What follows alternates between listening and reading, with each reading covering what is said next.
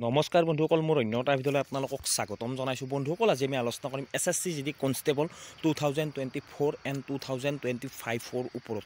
আজি মই আপোনালোকক বহুতখিনি ৰহস্যজনক তথ্য জনাবলৈ চেষ্টা কৰিম SSC GDৰ কাট অফৰ ওপৰত, কাৰণ মই বহুতখিনি ৰিচাৰ্চ কৰি বা বহুতখিনি তথ্য চাই মই আপোনালোকক এই তথ্যখিনি দিবলৈ ওলাইছোঁ। আপোনালোকক মই আগতেই কৈ থৈছোঁ যে আপোনালোকে ভিডিঅ'টো শেষলৈকে চাওক।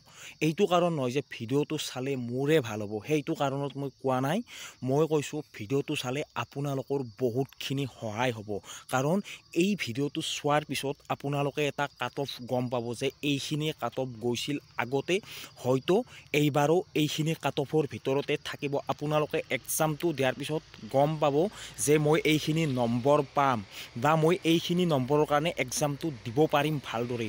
যদি এই কাট অফখিনি চাই তেতিয়াহ'লে প্ৰায়ভাগ ল'ৰা ছোৱালীৰে মন ভাল লাগিব আৰু আপোনালোকে গম পাব যে কাট অফটো কেনেকুৱা আচলতে, কাৰণ মই বহুখিনি তথ্যই যুগুত কৰি আপোনালোকক দিবলৈ ওলাইছোঁ। আপোনালোকে ভিডিঅ'টো স্কিপ নকৰাকৈ শেষলৈকে সম্পূৰ্ণকৈ চাই থাকক আৰু মোৰ চেনেলটোত যদি প্ৰথমবাৰ কাৰণে ভিজিট কৰিছে তেতিয়াহ'লে মোৰ চেনেলটো ছাবস্ক্ৰাইব কৰক আৰু কাষত থকা বেল আইকনটো প্ৰেছ কৰক।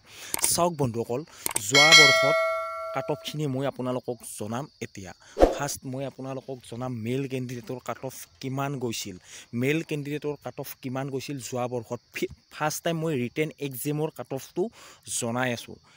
জেনেৰেল ডিষ্ট্ৰিক্টৰ জনাম first time EWS 41.94, UR 59.48, OBC 56.96, SC 55.21, ST 56.67। তাৰপিছত মই আপোনালোকক জনাম বৰ্ডাৰ ডিষ্ট্ৰিক্ট। বৰ্ডাৰ ডিষ্ট্ৰিক্টৰ জনাম মই মেল কেণ্ডিডেটৰ EWS 41.28, UR 57.05, OBC 51.99, SC 51.39, ST 53.77। আপোনালোকক মই ৰিটেন এক্সামৰ কাট অফটো জনাইছোঁ।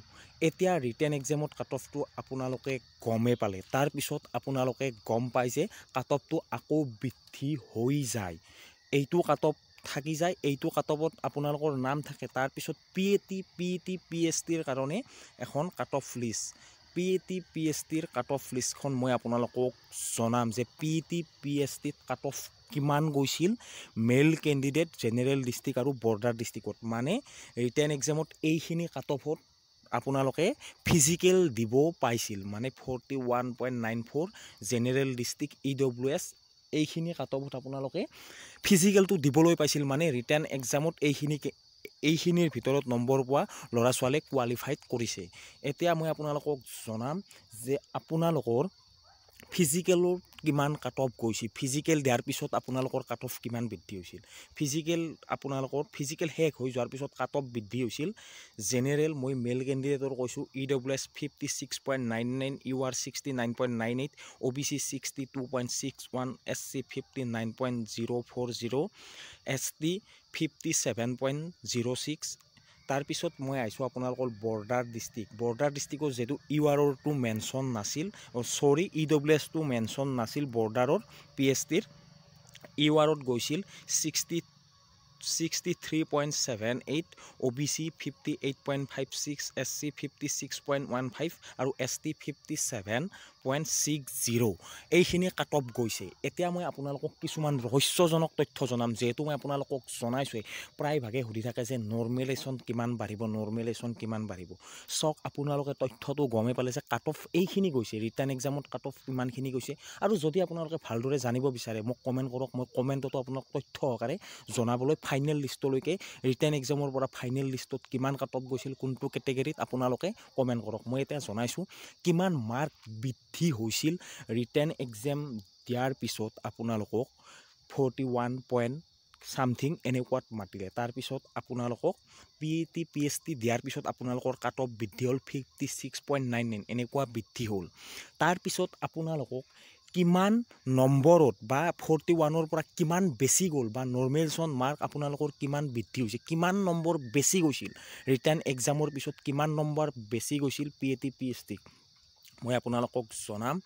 চাওক, EWSত মাৰ্ক বৃদ্ধি হৈছিল ৰিটাৰ্ণ এক্সামৰ পৰা PAT, PST বা PET PST লৈকে মই কৈছোঁ মেডিকেললৈকে PET PST লৈকে কৈছোঁ আপোনালোকে এইখিনি নম্বৰত মেডিকেল দিব পাইছিল মাৰ্ক বৃদ্ধি হৈছিল 15.05 এইখিনি মাৰ্ক আপোনালোকৰ বৃদ্ধি হৈছিল EWSত মেল কেণ্ডিডেটৰ তাৰপিছত ইউআৰৰ গৈছিল 10.5 OBCৰ গৈছিল 5.65 জেনেৰেল SC কেটেগৰীৰ গৈছিল 4.19 ST কেটেগৰীৰ গৈছিল 0.39 আপোনালোকে ভাবি চাওক আপোনালোকক এতিয়া মই জনাইছোঁ যেহেতু আপোনালোকে গমে পালে চাওক কেনেকৈ নৰ্মেশ্যন মাৰ্ক বৃদ্ধি 20 নম্বৰলৈকে নৰ্মেশ্যন মাৰ্ক বৃদ্ধি হৈছিল চাওক আপোনালোকে হয়তো ভাবিছে যে EWSত 41 পাইছে কিন্তু নম্বৰ কিমান বৃদ্ধি হৈছে জাষ্ট ৰিটাৰ্ণ এক্সামৰ পৰা ফিজিকেললৈকে নম্বৰ বৃদ্ধি হৈছে 15 আৰু ফাইনেলত আছেই আপোনালোকে ইয়াত এটা অনুমান কৰিব পাৰে যে ৰিটাৰ্ণ এক্সামত যিজন ল'ৰাই 41ত তেওঁ ৰিটাৰ্ণ এক্সাম পাই দৌৰিবলৈ গৈছিল সেইজন ল'ৰাই দৌৰাৰ পিছত কিমান মাৰ্ক বৃদ্ধি হৈছে 15 নম্বৰ বৃদ্ধি হৈছে আপোনালোকে এবাৰ ভাবি চাওক আৰু যোন কেটেগৰীত অকণমান মাৰ্কটো বেছিকৈ গৈছিল তাত অকণমান নৰ্মেশ্যন মাৰ্কটো কমকৈ গৈছে আপোনালোকে গমে পাইছে চাওক মই এটা আপোনালোকক তথ্য জনাং জেনেৰেল ডিষ্ট্ৰিক্ট ST কেটেগৰীত আপোনালোকৰ ৰিটেন এক্সামৰ টাইমত কাট অফ গৈছিল 56.67 তাৰপিছত আপোনালোকৰ PET PSTত গৈছিল আপোনালোকৰ 57.06 আৰু তাত কেৱল বৃদ্ধি হৈছিল 0.39 এক নম্বৰো বৃদ্ধি নহ'ল কাৰণ তাত অলৰেডি কাট অফ বেছি গৈয়ে আছে তাত কোনো ধৰণৰ মাৰ্ক বেছি যোৱা নাছিল আপোনালোকে এবাৰ ভাবি চাওক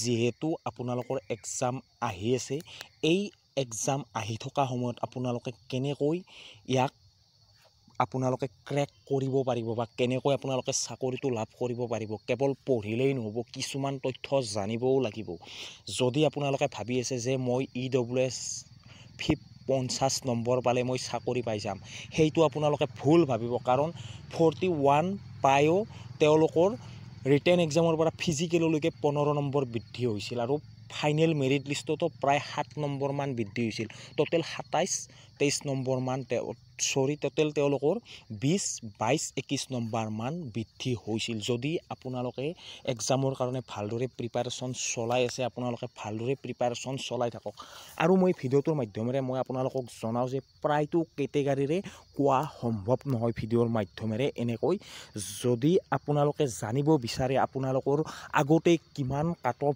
গৈছিল মোক তলত কমেণ্ট কৰক মই আপোনালোকক ৰিটেন এক্সামৰ পৰা ফাইনেল মেৰিট লিষ্টলৈকে কিমান কাট অফ বৃদ্ধি হৈছে গোটেই তথ্যটো মই কমেণ্টত আপোনালোকক জনাবলৈ চেষ্টা কৰিম প্ৰতিটো কমেণ্টৰে মই ৰিপ্লাই দিম আপোনালোকে কমেণ্ট কৰক মই ফাইনেল মেৰিট লিষ্ট আৰু আপোনালোকৰ ৰিটেন এক্সামৰ পৰা ফাইনেল মেৰিট লিষ্টলৈকে কোনটো কেটেগৰীত কিমান বৃদ্ধি হ'ল অসমত মেল ফিমেল মই সকলোৰে দিবলৈ চেষ্টা কৰিম আৰু আপোনালোকে এইটো অনুযায়ীতে পঢ়িবলৈ চেষ্টা কৰক যাতে আপোনালোকে চাকৰিটো লাভ কৰিব পাৰে আজিৰ ভিডিঅ'টোত এইখিনিয়ে আপোনালোক